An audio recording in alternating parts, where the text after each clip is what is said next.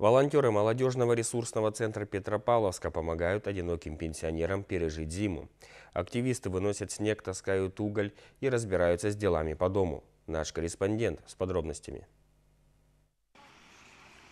Ежегодно с приходом зимы жителям частного сектора добавляется хлопот с вывозом снега. Особенно тяжело приходится одиноким пенсионерам. Одна из таких – Галина Малыгина. Ей 75 лет. Всю жизнь проработала на заводе. Мужа потеряла 17 лет назад. Волонтеры ежегодно оказывают внимание женщине. Сегодня активисты помогли расчистить территорию дома от снега. Снег чистили, уголь таскали мне, воду таскали мне. Большое спасибо им, что вот не отказали.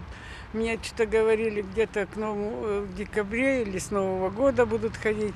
А как тут позвонили, я прям довольна стала. Волонтеры молодежного ресурсного центра Петропавловска на постоянной основе помогают пожилым, одиноким пенсионерам. Всего таких подопечных около 25. На этой неделе активисты посетили уже 10 человек. Кроме того, без внимания не остаются и люди с ограниченными возможностями. Их волонтеры посещают раз в неделю. Также у нас есть пожилые, это инвалиды, которые вообще не могут ходить, передвигаться, выходить на улицу. Мы ходим к ним один раз в неделю.